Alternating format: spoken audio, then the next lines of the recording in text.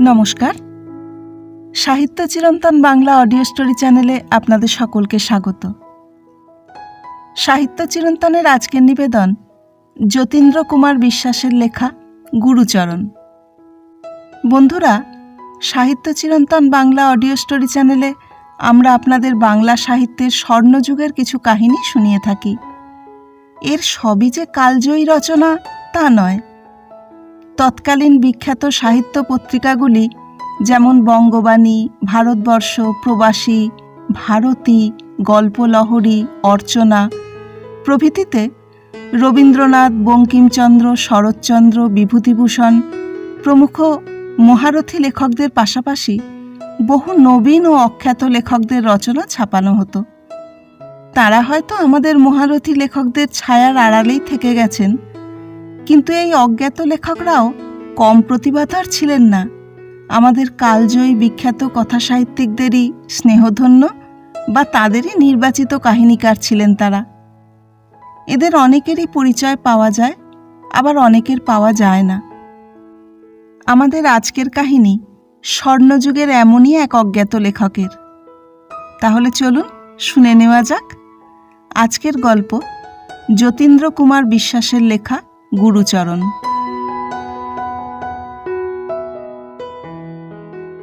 ছমাস ছুটির পর যখন কর্মস্থলে ফিরে যাবার সময় আসন্ন হয়ে এলো, তখন চিফ সেক্রেটারির কাছে আবেদন করলাম যে আমি সদ্য রোগশয্যা থেকে উঠেছি, এখন একটি স্বাস্থ্যকর স্থানে নিযুক্ত হবার আশা রাখি। ছুটির আর সপ্তাহখানেক মাত্র বাকি আছে। এমন সময় তার যোগে হুকুম এলো যে আমি ধুবড়িতে বদলি হয়েছি। এর 2 বছর পূর্বে গৌহাটিতে ডিপার্টমেন্টাল পরীক্ষা দিতে যাবার পথে কয়েক ঘন্টার জন্য ধুবড়ি দেখেছিলাম। ব্রহ্মপুত্র ও গদাধর নদ দুটির সঙ্গমস্থলে ছোট্ট সুন্দর শহরটা। রাস্তাগুলি পরিষ্কার, ঘরবাড়ি পরিচ্ছন্ন। প্রায় সকল ভদ্র গৃহস্থের বাড়ির সামনেই ছোট ছোট পুষ্পোদ্যান। নানা রকম দেশি ও বিলাতি মরশুমি ফুলের বর্ণ ও গন্ধে চোখ ও মন প্রফুল্ল করে তোলে। সহসা দেখলে মনে হয় কোনো উচ্চপদস্থ রাজপ্রতিনিধির আগমন প্রতীক্ষায় বুঝি শহরটিকে সাজিয়ে রাখা হয়েছে। এমন একটি সুন্দর স্থানে নতুন কর্মক্ষেত্র স্থিরীকৃত হয়েছে জেনে মনে বড়ই আনন্দ হলো। মাতা ঠাকুরানীকে নিয়ে ধুবড়ি এলাম। 2 মাসের কোলের মেয়েকে নিয়ে স্ত্রী কলকাতায় রয়ে গেলেন। ছোট ছোট ঝাউ গাছের জঙ্গল ভরা বালির চড়ার মধ্য দিয়ে স্বপ্নসলিল গদাধর যেখানে বিশাল ব্রহ্মপুত্রে নিজেকে হারিয়ে ফেলেছে, সেই স্থানে ধুবড়ি লোকাল বোর্ডের একটি প্রশস্ত বাংলো ভাড়া নিয়েছিলাম। নদীর ঘাটের কাছে ঐরাবতের মতো বড় বড় কালো পাথর ছিল, আর ছিল বহু পুরাতন প্রস্তর নির্মিত সোপান শ্রেণীর ভগ্নাবশেষ। লোকে বলতো এই ঘাটে বেহুলার উপাখ্যানের নেতাই ধোপানি কাপড় কাচত। কামরূপ প্রদেশে সর্বত্র বেহুলা লক্ষিন্দরের কিংবদন্তি প্রচলিত। কোথাও চাঁদ সদাগরের লক্ষডিঙা ব্রহ্মপুত্রের এই ঘাটে বাঁধা ছিল শোনা যায়। কোথাও শুনবে নদীর এই তটভাগে মৃত লক্ষিন্দরকে বুকে নিয়ে ভাসতে ভাসতে সতী বেহুলার ভেলা এসে ঠেকেছিল। সন্ধ্যার পর যখন শহরের জনকোলাহল নীরব হয়ে যেত, তখন ব্রহ্মপুত্রের চঞ্চল জলরাশি ঘাটের পাশে সেই বড় পাথরগুলির উপর পড়ে অবিশ্রান্ত যে মর্মর ধ্বনি জাগিয়ে তুলত, আমি তা শুনতে শুনতে ভাবতাম, এ কি বেহুলার অনন্ত বিলাপ! আমার এই অভাগা দেশের কোটি বিধবার চিরন্তন ক্রন্দন। ওগো বিশ্বের স্বামী, এমন দিনও তো ছিল যেদিন তুমি বেহুলা সাবিত্রীর রিক্ত ললাটে সধবার গৌরব তিলক নিজের মঙ্গল হস্তে পুনঃ এঁকেছিলে।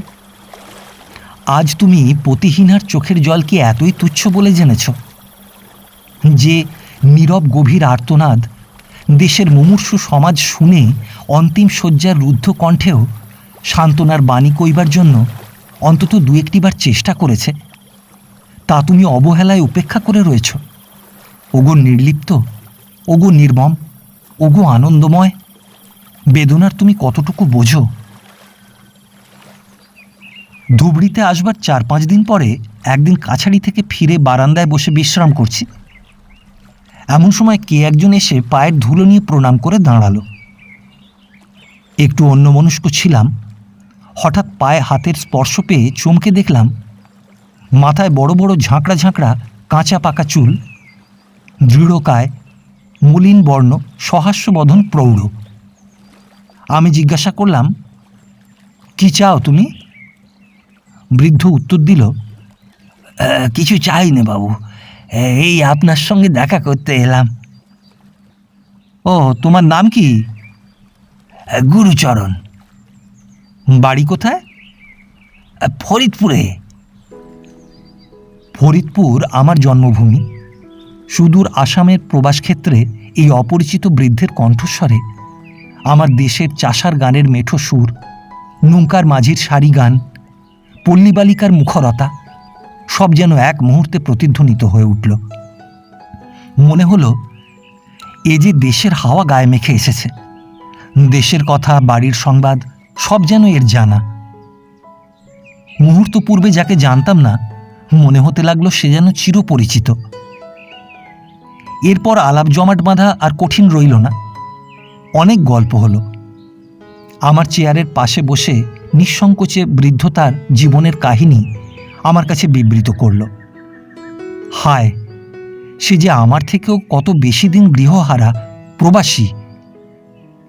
10 বছর পূর্বে অর্থোপার্জনের আশায় সে দেশ ছেড়েছে, আর ফেরেনি। যতদিন শরীরে সামর্থ্য ছিল টাকা উপার্জন করেছে, পরিবার প্রতিপালন করেছে। 7-8 বছরের ছেলেটিকে কাঁদিয়ে তার স্ত্রী মৃত্যুর অজ্ঞাত পথে যাত্রা করেছে। এই সংবাদ ধুবড়িতে পেয়ে অবধি সে দেশে ফেরবার সংকল্প ত্যাগ করেছিল। সেই ছেলে এখন সাবালক, উপার্জনক্ষম। বিপত্নিক বৃদ্ধ সংসারের মায়া কাটিয়ে এই প্রবাসেই জীবন শেষ করে দেবে স্থির করেছে। সহসা গুরুচরণ আমাকে জিজ্ঞাসা করল, আমি কেন এখানে আছি তা জানেন বাবু? আমি বললাম, কেন? এই পড়বার সুবিধা হয় বলে। আমি ভাবলাম হয়তোবা ভুল করেছি। গুরুচরণ বোধহয় সাধারণ জন্মজুর খেটে খাবার মতো লোক নয়, নতুবা লেখাপড়ার কথা তুলবে কেন? অথচ সে নিজেই বলেছে সে জাতিতে কৈবর্ত ও ব্যবসায় করাতি। একটু কৌতূহলের সঙ্গে জিজ্ঞাসা করলাম, তুমি কি পড়ো গুরুচরণ? গুরুচরণ গম্ভীরভাবে উত্তর দিল, প্রথম ভাগ। বলেই একখানি ছোট ফ্রেমহীন স্লেট ও খবরের কাগজের মলাট লাগানো পুরনো জীর্ণ একখানি প্রথম ভাগ শিশু শিক্ষা আমার হাতে দিল। মনে হলো একটা পাগলের পাল্লায় পড়েছি। কিন্তু গুরুচরণের কথাবার্তা কিংবা ব্যবহার এমনই সংযত ও ধীর যে তাতে উন্মাদের উচ্ছৃঙ্খলতা কিছুই দেখলাম না। ব্যাপারটা সত্যি সত্যি কি তা জানবার কৌতূহলও ছাড়তে পারছিলাম না। বললাম, গুরুচরণ কোথায় পড়ো? বই খুলে পুস্তকের 2য় পৃষ্ঠায় গুরুচরণ পড়তে আরম্ভ করল। ক, খ, গ, ঘ, ওয়া। অনুস্বার, বিসর্গ, চন্দ্রবিন্দু শেষ করে বৃদ্ধ নিরস্ত হল। জিজ্ঞাসা করে জানলাম এই 10 বছর তার অধ্যয়ন এর বেশি আর অগ্রসর হয়নি। দুঃখ করে বৃদ্ধ বলল, তার মনের মতন শিক্ষকের অভাবে তার পাঠের ক্ষতি হচ্ছে, এবং সেই কারণেই সে আজ আমার কাছে এসেছে। তার ইচ্ছা ও অনুরোধ যেন আমি তার শিক্ষকতা গ্রহণ করি। বুঝতে আর বাকি রইল না যে বৃদ্ধ গুরুচরণ বাতিগ্রস্ত। পরদিন থেকে বই স্লেট নিয়ে পড়তে আসবে বলে প্রণাম করে সে চলে গেল। সন্ধ্যার পর সিনিয়র এক্সট্রা অ্যাসিস্ট্যান্ট কমিশনার বন্ধুবর যজ্ঞেশ্বরবাবুর বাড়ির মজলিসে গুরুচরণের কথা তুলতেই সকলে হো হো করে হেসে উঠলেন। একজন বললেন, গুরুচরণ তবে এবারে আপনাকে পাকড়াও করেছে। যা হোক, তার পুরনো গুরুদেবের এখন নিষ্কৃতি। আর একজন বললেন, এই পাগলটাকে যেন বেশি আশকারা দেবেন না, বড় জ্বালাতন করে তুলবে। কি জানি কেন গুরুচরণকে নিয়ে এই হাসি ঠাট্টায় তেমন করে যোগ দিতে পারছিলাম না। আমার কেবলই মনে পড়ছিল বৃদ্ধের সহাস্য সরল শিশুর মতো মুখখানি। কেবলই মনে হচ্ছিল সে আমারই স্বদেশের লোক। তারও বাড়ির পাশ দিয়ে আমার শৈশবের স্মৃতিমাখা সেই পদ্মা বয়ে যায়। বর্ষার সন্ধ্যায় পদ্মার জঙ্গল ধরা পাড়ে বসে বালক গুরুচরণ কতদিন হয়তো আমারই মতো পদ্মার উত্তাল তরঙ্গমালার সঙ্গে পালতোলা ইলিশ মাছ ধরা ডিঙির যুদ্ধ দেখেছে। বাঁশবনের ছায়ায় ঢাকা ঘুঘুর ডাকে মুখরিত গ্রামের রাস্তার পাশে বসে আমারই মতো হয়তো চৈত্রের দ্বীপ্রহরে সে ঘুড়ি উড়িয়েছে। ভাদ্রের জলে ডোবা ধানের খেতে আমারই মতো বাড়ির ছোট নৌকাটি বেয়ে নিয়ে সেও হয়তো কলমির শাক তুলে আনত। আর আজ আমারই মতো সেও প্রবাসী, মায়ের কোল ছাড়া। শতই আমার মনটা যেন গুরুচরণের সঙ্গে সমবেদনায় ভরে উঠেছিল। বন্ধুবর্গের কৌতুকে যোগ দিতে পারলাম না। পরদিন থেকে গুরুচরণকে পড়াতে আরম্ভ করলাম। হায় বৃদ্ধ, জীবনের এই শেষ বেলায় মস্তিষ্ক যখন অবসাদ কাতর, তখন তোমার এই জ্ঞানার্জন চেষ্টা যে ব্যর্থতার নিশ্চয়তায় কত করুণ তা বুঝে আমি ব্যথিত হতাম। কিন্তু তোমার অন্ধ আশা, তোমার নির্বিকার উৎসাহ তাতে এতটুকুও দমত না। গুরুচরণ আজ যা পড়ত কাল তা ভুলে যেত। পরশু আবার তাই দ্বিগুণ উৎসাহে নতুন পড়ার সামিল করে নিতে বিন্দুমাত্র দ্বিধা করত না। তার অধ্যবসায় দেখে আমি বিস্মিত হয়ে যেতাম। সন্ধ্যার সময় গদাধর নদের বাঁধের ওপর দিয়ে শহরের পশ্চিম প্রান্তে, যেখানে একটা প্রকাণ্ড ছাতিম গাছের নিচে গুরুচরণের ক্ষুদ্র পর্ণকুটির, সেইখানে বেড়াতে গেলে শুনতে পেতাম ঘরের মধ্যে বাঁশের মাচার উপর বসে আমার এই অক্লান্ত শ্রমা ছাত্রটি পড়ছে ক খ গ ঘ ওয়া, ক খ গ ঘ ওয়া। অথচ তার পরদিন প্রাতে যখন পাঠ বলতে গিয়ে তার সব ভুল হয়ে যেত, তখনও তার অদম্য উৎসাহ কমত না। বাবু, আর একবার বলে দিলেই আমি পড়া তৈরি করে ফেলবো। আচ্ছা বাবু, আপনি তো অন্য মাস্টারদের মতো আমাকে বকেন না, বিরক্ত হন না। বলে গুরুচরণ যেদিন করুণ কৃতজ্ঞ নয়নের দৃষ্টিতে আমাকে তার ভক্তির অর্ঘ্যে আপ্লুত করে দিত, সেদিন চোখের জল থামাতে পারতাম না কেন তা আজও মনে হয় ভালো করে বুঝিনি। ভগবান এই অক্ষম বৃদ্ধ শিশুটিকে এমন সহায়হীন স্নেহহীন করে ফেলে রাখলে কেন? পড়তে পড়তে গুরুচরণ একদিন জিজ্ঞাসা করল, বাবু, মা আসবেন কবে? অন্যমনস্ক ছিলাম, প্রশ্নটির অর্থ ভালো করে না বুঝে উত্তর দিলাম, মা কেন, মা তো এখানেই আছেন। আমার উত্তর শুনে বৃদ্ধ হঠাৎ উত্তেজিত হয়ে চিৎকার করে উঠল, হ্যাঁ হ্যাঁ, তোমার মা তো আছে, আমার মা আসবে কবে? শান্ত সসম্ভ্রম বৃদ্ধকে আমি কোনোদিন এমন করে আত্মহারা হতে দেখিনি। তখন মনে পড়ল, আমার জননীকে গুরুচরণ মা বলে ডাকে না, ঠাকুমা বলে। নিত্য জননীর স্নেহযত্নে লালিত আত্মসুখরত স্বার্থান্ধ আমাকে আজ এই বৃদ্ধের মাতৃস্নেহের জন্য ক্ষুধাতুর শিশু হৃদয় যে তীব্র ভর্ৎসনা করল, তার উত্তরে আমার বলবার কিছু ছিল না। তারপর আমার স্ত্রী যেদিন এলেন, সেদিন তাকে অভ্যর্থনা করবার সকল অধিকার গুরুচরণ জোর করে গ্রহণ করল। কাউকে সে ব্যাপারে সে অংশী করতে সম্মত হল না। ভোরের বেলা থেকে সে কোমরে চাদর বেঁধে তার মায়ের আসবার বন্দোবস্ত করতে লেগে গেল। পালকি নিয়ে গাড়ি আসবার 2-3 ঘন্টা পূর্ব থেকে স্টেশনে গিয়ে বসে রইল। গাড়ি থেকে আমার স্ত্রীকে পালকিতে উঠিয়ে পালকির সঙ্গে 2 মাইল রাস্তা দৌড়ে বাড়ি এলো। তারপর যখন তিনি ছোট মেয়েটিকে বুকে করে বাড়ির মধ্যে এসে দাঁড়ালেন, তখন গুরুচরণ ভুলুণ্ঠিত হয়ে তাকে প্রণাম করল। পায়ের ধুলো 2 হাতে মুছিয়ে নিয়ে মাথায় দিল, বুকে মাখল। তারপর 2টি হাত জোড় করে নীরবে যখন উঠে দাঁড়ালো, তখন তার মুখে হাসি, চোখের কোণে অশ্রুবিন্দু। মুখ ফুটে সে কিছুই বলতে পারল না। ভক্তি ও আনন্দের আতিশয্য তাকে মুখ করে রাখল। কিন্তু তার ভক্তিনম্র স্নিগ্ধ চাহনি ও মধুর হাসি যেন বলছিল, মা, মা আমার, তুমি যে এসেছো মা, সন্তানকে যে দেখা দিয়েছ, এতেই আমার হৃদয় ভরা আনন্দ। কোনো সাধই আমার আর অপূর্ণ রাখলে না। এরপরেই কিন্তু গুরুচরণ আমার সঙ্গে বড় কৃতঘ্নের মতো ব্যবহার করল। হঠাৎ সে আমার সঙ্গে গুরু শিষ্য সম্বন্ধ ছিন্ন করে ফেলল। আমাকে তার এই অভিসন্ধির কথা তো সে কিছু জানতেই দিল না, বরং এতই সহজে ও অনায়াসে তা সিদ্ধ করল যে এতে তার বিন্দুমাত্র ক্ষোভ কিংবা দ্বিধা হয়েছে বলে মনে হলো না। 2-3 দিন সকালবেলা গুরুচরণকে পড়ার সময় অনুপস্থিত দেখেও কিছু সন্দেহ করিনি। মনে করলাম বোধ করি তার কোনো অসুখ হয়ে থাকবে। সপ্তাহখানেক যখন সে এলো না, তখন একটু উদ্বিগ্ন হয়ে গৃহিণীকে বললাম, গুরুচরণ আজ কদিন থেকে আসছে না, অসুখ টসুখ কিছু হলো নাকি? একবার খোঁজ নিতে হবে। স্ত্রী উত্তর করলেন, কেন? সে তো রোজই পড়তে আসে। আমি অবাক হয়ে বললাম, রোজ পড়তে আসে? কই, আমি তো তাকে 1 সপ্তাহ দেখিনি।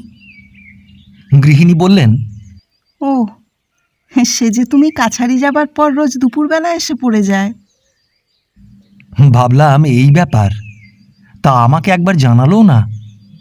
মনে মনে একটু অভিমান হলো। শনিবার কোর্টে বিশেষ কিছু কাজ ছিল না। 2:30-3টের সময় বাড়ি ফিরে দেখি গুরুচরণ আমার স্ত্রীর কাছে বসে পড়ছে, আর মাদুরে শায়িত খুকিকে একবার খেলা দিচ্ছে। ক্ষুদ্র শিশু বৃদ্ধের রকম দেখে হাসছে। আমাকে দেখে গুরুচরণ প্রণাম করল। আমি বললাম, কি গুরুচরণ, আমার কাছে তাহলে পড়াশোনাটা ছেড়ে দিলে? গুরুচরণ তার সরল শিশুর মতো চোখ দুটি আমার মুখের উপর তুলে নিঃসংকোচে উত্তর দিল, হ্যাঁ বাবু, মা আপনার চেয়ে ভালো করে পড়ান। হায় বৃদ্ধ, তোমার সত্য কথার শ্লেষটুকু কত তীব্র তা তুমি বুঝতে পারলে না।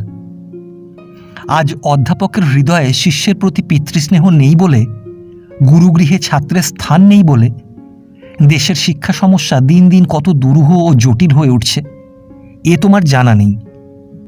তবু তুমি এতটুকু বুঝেছ যে তোমার মায়ের স্নেহপ্রবণ অধ্যাপনা আর কিছু না হোক, কেবল স্নেহের জোরেই তোমাকে সাধনার পথে অগ্রসর করে দিতে পারে। আমাদের দেশে হৃদয়বান, পিতৃতুল্য, মাতার অধিক স্নেহশীল অথচ বজ্রাদুপি কঠোর অধ্যাপকগণের কাল আবার ফিরে আসবে কি? শিক্ষা বিভাগ ও বিশ্ববিদ্যালয়ের অনুসন্ধান সমিতিগুলি অধ্যাপনা কার্যের হৃদয়ের স্থান কোথায় এ সমস্যার মীমাংসা করে নেবেন কি? অবান্তর কথার আলোচনা করব না। গুরুচরণের কথা বলতে বসেছি, শিক্ষা সংস্কার করতে বসিনি। মাস 4-5 পরে শুনলাম গুরুচরণ যুক্তাক্ষর আরম্ভ করেছে। তার শিক্ষক নির্বাচন সফল হলো। 10 বছরে যা হয়নি 5 মাসে তা হয়ে গেল। খুকির সঙ্গে গুরুচরণ বড় ভাব করে নিল।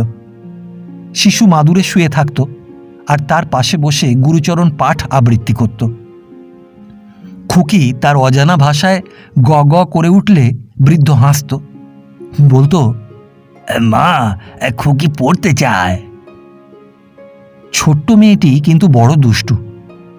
ঝিনুকে করে দুধ খাওয়াবার সময় হাত পা ছুঁড়ে কুলকুচো করে দুধ ফেলে দিয়ে হেসে অস্থির হতো। তখন গুরুচরণের ডাক পড়ত। গুরুচরণ যখন, দিদিমণি আমি গান করি, তুমি খাও বলে তার ভাঙা গলায় গান করত, তখন খুকি স্থির হয়ে তার মুখের দিকে তাকিয়ে গান শুনত। দুধ খাওয়াতে আর কষ্ট পেতে হতো না। গুরুচরণ ভাঙা গলায় গাইতো বটে, কিন্তু এমন ভাবের সঙ্গে এমন তন্ময় হয়ে গান করতে আমি খুব অল্প লোককেই শুনেছি। একটি পুরনো জীর্ণ বেহালা ছিল তার গানের সাথী। আজ তার সে সমস্ত গানের কথাগুলি আমার মনে নেই, 2-1টি ভাবমাত্র মনে পড়ে।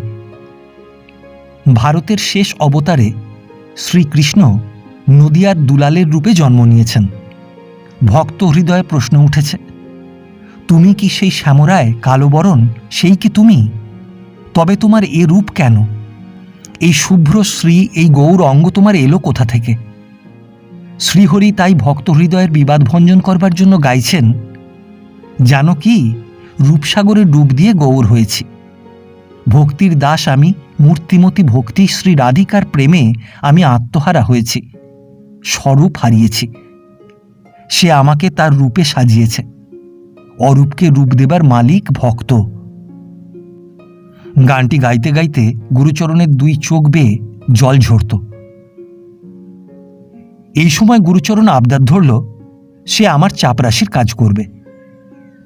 এর পূর্বে সে আমার জনৈক ব্রাহ্ম বন্ধুর অধীনে কাজ করত। বন্ধু ধুবড়ি থেকে 30-40 মাইল দূরে বিজনির জঙ্গলে মহিষের বাথান ও একটি ডেয়ারি খুলেছিলেন। দধি, ঘৃত ইত্যাদি প্রায়ই কলকাতায় চালান দিতেন এবং ধুবড়ির ভদ্রলোকদের অনুরোধে উৎকৃষ্ট মাখন ও ভেজালরহিত ঘৃত শহরে অল্প দামে বিক্রয় করতেন। গুরুচরণ ছিল তার ফেরিওয়ালা। হঠাৎ একদিন এই কাজে ইস্তফা দিয়ে সে আমার কাছে এসে উপস্থিত হলো। তাকে আমার চাপরাশির কাজ দিতে হবে। সরকার থেকে বহাল আর্দালিকে যে বিনা দোষে ছাড়িয়ে দেওয়া যায় না, এ তাকে বোঝাতে পারলাম না। সেই দিনই মফস্বলে যাচ্ছিলাম, তাকেও সঙ্গে করে নিয়ে গেলাম। ভাবলাম 4-5 দিন পরে ফিরে এলে বুঝিয়ে সুঝিয়ে তাকে আবার চক্রবর্তী মশায়ের কাজে নিযুক্ত করে দেব। গোলকগঞ্জের ডাকবাংলার বারান্দায় সন্ধ্যার অন্ধকারে বসে গুরুচরণকে জিজ্ঞাসা করলাম কেন সে সরকারি চাকরি চায়। গুরুচরণ বলল, সরকারি চাকরিতে খুব উপরি মেলে, অনেক পয়সা রোজগার হয়, তাই সে সরকারি চাকরি করবে। 2-3 মাসের মধ্যে হাতে ঢের টাকা হবে, তখন সে বাড়ি যাবে। বলল, বাবু, বাড়ির জন্যে কি জানি কেন মনটা বড় আনচান করে। ছেলেটিকে আজ 10 বছর দেখিনি, এখন তার জন্যে বড় পরাণটা কেমন কেমন করে। মফস্বল থেকে বাড়ি ফিরে গুরুচরণকে বললাম যে কাছারির কাজে তার সুবিধা হবে না। পূর্বের কাজে তাকে ফিরে যেতে অনুরোধ করলাম। সে তাতে সম্মত হলো না। আমি তার হাতে 4টি টাকা দিয়ে বললাম, এই কদিনের মাইনে নাও। সে টাকা নিল না, বলল, আমাকে দিয়ে তো কোনো কাজ করানো হয়নি, মাইনে নেব কি করে। তারপর কাতর কণ্ঠে আমাকে বলল, বাবু, আপনি আমাকে বাড়িতে যেতে দিলেন না। আমি তাড়াতাড়ি বললাম, গুরুচরণ, আমি তোমাকে টাকা দিচ্ছি, তুমি বাড়ি যাও। গুরুচরণ আমার পায়ের ধুলো নিয়ে বলল, বাবু, আমি ভিক্ষা করি না, বলেই হনহন করে চলে গেল। তার সেই আত্মমর্যাদাদৃপ্ত কণ্ঠস্বর আজও আমার কানে বাজে। বাবু, আমি ভিক্ষা করি না। গুরুচরণ আমার কাছে আর ফিরে এলো না, তার পুরনো কাজও নিল না, পড়াশুনো ছেড়ে দিল। প্রথম প্রথম তার অভাব সকলেই বড় অনুভব করতাম, প্রায়ই তার খোঁজ নিতাম। বাঁধের ওপর সন্ধ্যার সময় বেড়াতে গিয়ে শুনতাম যুক্তাক্ষর ছেড়ে আবার সে উচ্চকণ্ঠে ক খ গ ঘ ওয়া আবৃত্তি করছে। লোকে বলতো তার বড় কষ্ট। কতদিন অনশনে কেটে গেছে শুনে ব্যথিত হতাম, অথচ সাহস করে তাকে অর্থ সাহায্য করতে পারতাম না। দরিদ্রের আত্মাভিমানে আঘাত করবার ইচ্ছা আর ছিল না। এইভাবে গুরুচরণ যেন আমাদের কাছ থেকে ক্রমে ক্রমে বিচ্ছিন্ন হয়ে পড়তে লাগল। এর মাস 2 পরে বর্ষা আরম্ভ হল। দিবারাত্রি কেবল মেঘের গর্জন, বাতাসের দীর্ঘশ্বাস, বৃষ্টির পতন শব্দ। 15 দিন অবিশ্রান্ত বৃষ্টির পর ব্রহ্মপুত্রের জল বাড়তে লাগল। বৃদ্ধেরা বললেন ব্রহ্মপুত্রের এমন প্রচণ্ড মূর্তি তারা পূর্বে কখনো দেখেননি। 3 দিনের মধ্যে ধুবড়ি শহরের অর্ধেক জলমগ্ন হয়ে গেল। লোকের কষ্টের অবধি রইল না। সরকার থেকে ও সাধারণের কাছে চাঁদা আদায় করে দরিদ্রদের অন্ন ও ত্রাণ বিতরণ করা হতে লাগল। শুনলাম গুরুচরণের ক্ষুদ্র কুটিরখানিকে ব্রহ্মপুত্রের জলরাশি গ্রাস করেছে, কিন্তু ভিক্ষালব্ধ অর্থে তা পুনর্নির্মাণ করবার অভিপ্রায় একদিনও সে এলো না। অগত্যা আমি একদিন তার বাড়ি গেলাম। দেখলাম ঘরখানি জলে পড়ে গেছে। জিনিসপত্র সে বাঁধের ওপর তুলে রেখেছে। ছেঁড়া কাঁথা ও মাদুর এবং কয়েকখানি জীর্ণ চটে একটি ভাঙা বাক্স ঢাকা। তার উপরে তার চিরপ্রিয় স্লেট ও বইখানি এবং বেহালাটি সযত্নে রক্ষিত। গুরুচরণকে দেখলাম না। লোকেরা বলল সে সকালবেলা উঠে গৃহ নির্মাণের বাঁশ, খড় ইত্যাদি সংগ্রহ করতে কোন গ্রামে চলে গেছে। প্রায় 15 দিন জলধরের কবলে থেকে সূর্যদেব যখন নিষ্কৃতি পেলেন, তখন তার ক্রোধে আরক্তিম আঁখি পলাতক মেঘরাশিকে ভস্ম করতে না পেরে হতভাগ্য নরলোকবাসীদের ওপর পতিত হল। দিনের বেলায় ঘর থেকে বেরোয় এমন সাধ্যকার।